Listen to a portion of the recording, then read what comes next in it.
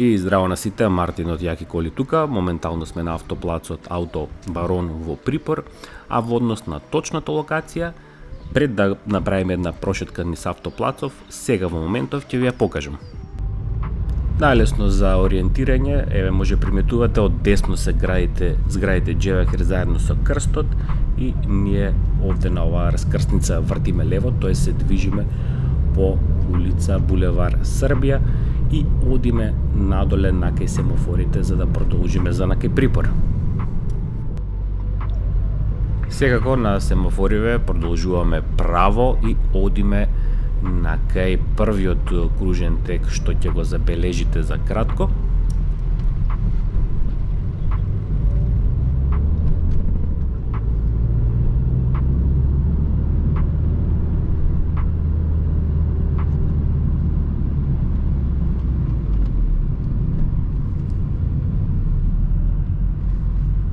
На овој кружен тек продолжуваме право.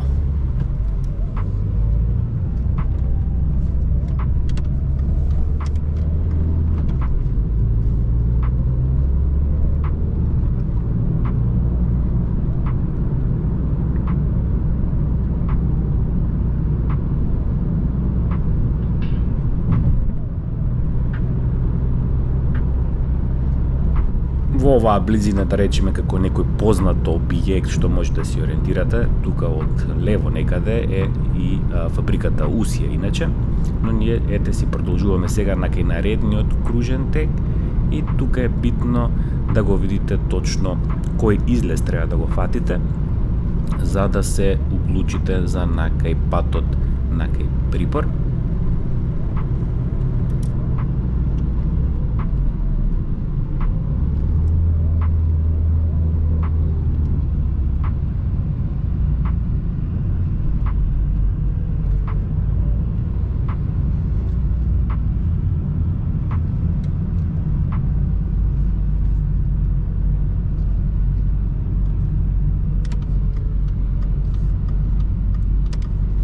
Значи, како што видовте, фактички му доаѓа и последниот излез од овој кружен тек.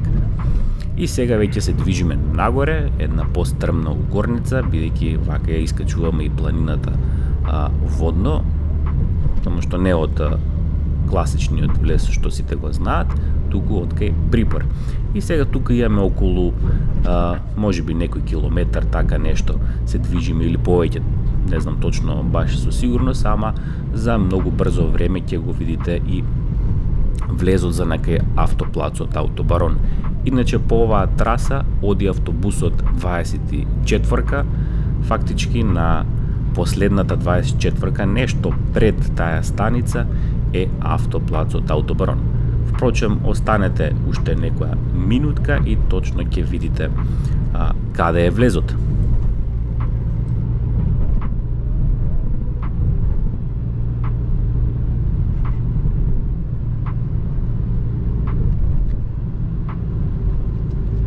Инаку чисто да ве подсетам, многу лесно може да ја најдете и преку Google Maps локацијата, само укуцајте автоплац Ауто Барон, ќе ви излезе, следете ја, значи локацијата нема шанси да сгрешите.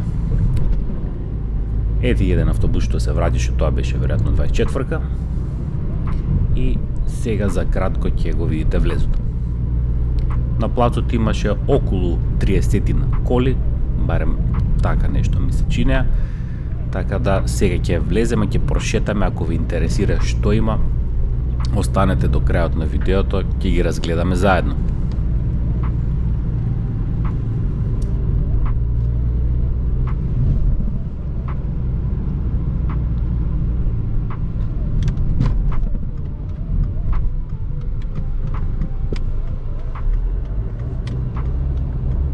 Ете, тука секако успорете 10 жмигавец и одма нагоре ви е плацот, така да останете сега со мене, доколку ви интересираат овие коли што ги има на лагер. Впрочем, може да ги видите и на vozi.com на огласникот, да ги разгледате во детали во однос на што опрема и така натаму. Одиме сега со видеото од прошетката. Ајде ќе започнеме еве со оваа Peugeot 508, која што е озбилна лимузина.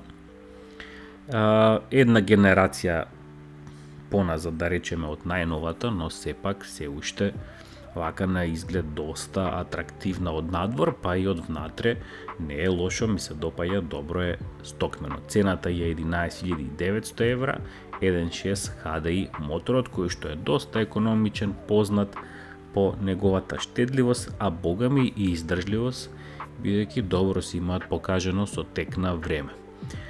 Тоа е што се однесува до 508-мицата. Идеме сега дале да видиме што ќе одиме следно да прикажеме. Нормално нема да влегувам во сите, туку во одредени возила кои што така ќе ми одлечат така малце повеќе внимание. Еве уште едно Peugeot, станува збор за 5008-мица, кое што вака е, да речем, нешто интересно, кај нив се нивните ентериери кои што се како Space Shuttle, значи погледнете го ова, целосната кабина е некако фокусирана спрема возачот.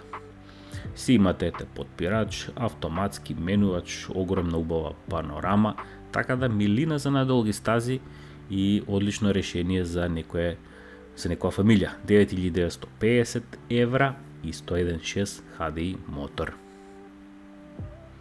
Мислам дека вреди за тоа што го добивате. Наистина и удобноста е на седиштата, па и самиот поглед кон сообраќајот ќе ви биде безпрекорен. Одиме сега нешто следно да разгледаме, кој е за SUV, една Toyota RAV4 од некоја генерација поназад. Ќе видиме сега и цената, па и интериерот. Да речем, типично за Toyota од тие години, би рекол дека е некоја економична класа, но сепак добра обработка. 12.500 евра од 2012 година, 2.2 дизел. Како што прочитавте, седењето е каде повисоко, дури од 5008-мицата. Нормално ради концептот и дизајнот, ова е класично SUV возило, таму и позади имаш уште едно пунто, тоа можеби во некое наредно видео ќе го видиме во детали.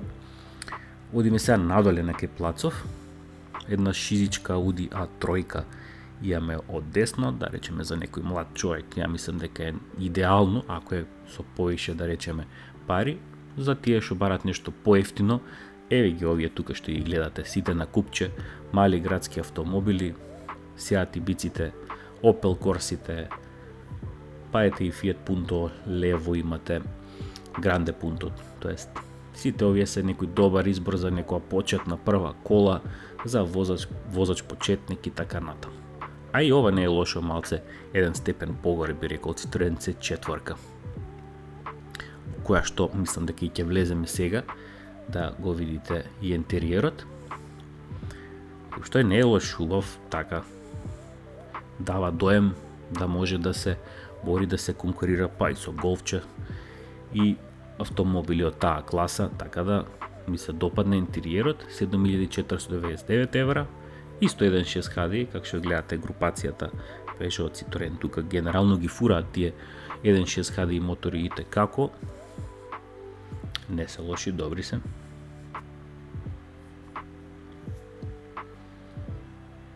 Одиме следно сега да видиме каде ќе влеземе. Мислам дека Q2-ката ќе ја гледам, која што е нешто веќе премиум класа, една од поубавите тука на плацот. Порано не ми се свиѓа како дизајн, но поготово оваа бела боја, како изминува времето, се повеќе ми се допаѓаат овие Q2-ки. Мислам дека е идеален избор за некој што сака да влезе во почетниот свет на луксузот, да речеме некој entry level во тој свет на луксуз, да речеме. Одма се приметува дека е нешто боле и изработка, и изглед, и внимание на детали, така да поготово Audi знаат тоа многу добро да го направат.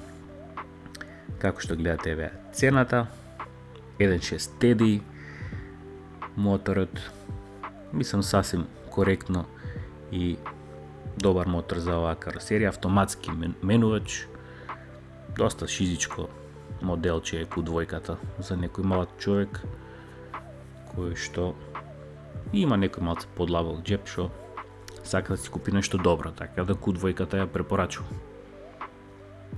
Секако сите овие коли можете и да си ги пробате, да направите тест возење, да дојдете со мајстор да гледате, сето тоа е дозволено. Како конкуренција на Q2 еве едно Volkswagen Tiguanче. Што е боле, проценете сами, ќе влеземе и во него да видите чисто споредбено. Само да отклучиме. Нормално Volkswagen мора да биде малце некој степен поназад у однос на Audi во таа нивна некоја си хиерархија и во однос на квалитетот на изработка на материјалите за некој благ степен по ниско од Audi-то, ама некако има повисоко седење, повеќе дугненца, разигриво, повеќе отвори за вентилацијата има, така да прашање на вкус што повеќе ви се свиѓа, вие одберете си, кажете си сами. Ја ако се прашам, веројатно би одбрал Audi-то. Ова, како што видовте, е со 2.0 TDI мотор, нешто поснажно и како, али добро, зависи дали ќе ви треба уопште таа поголема снага или не. Сето тоа е ваше, веќе тука не навлагам.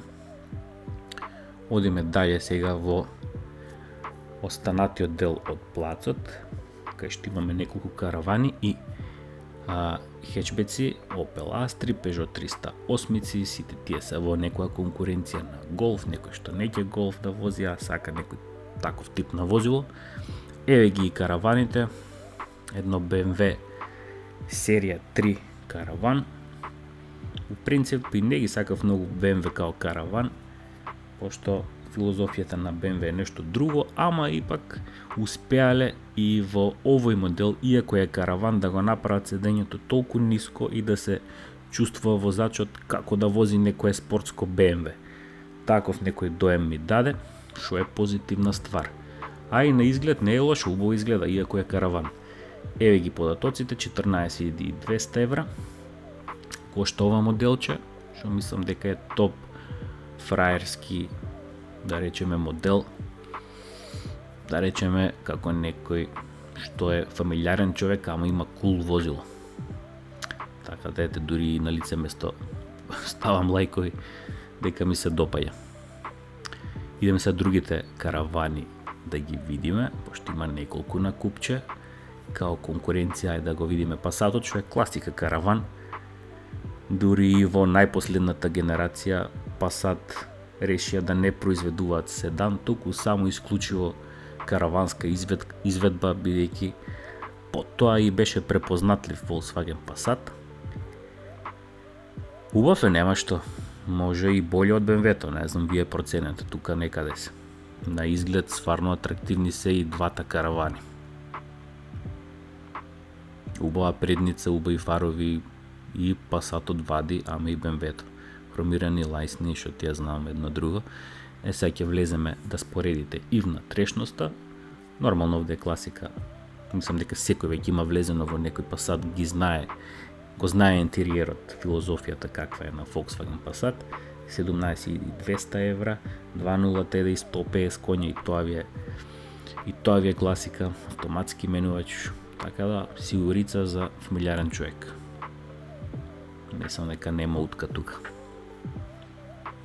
Нормално ќе дојдете, ќе си го проверите, ќе го истестирате возилото, секако тоа е дозволено. Али како избор, ако се мислите за некое караванче по новогодиште, квалитетно возило, тоа ви е или ова или BMW-то. А еве сега и неколку алтернативи. Позади гледате има една Fabia во изведба на караван и една Octavia исто така во изведба на караван. И тука имаме уште неколку последни возила. Мислам дека беше Volkswagen Jetta тоа. Уште една Opel Astra.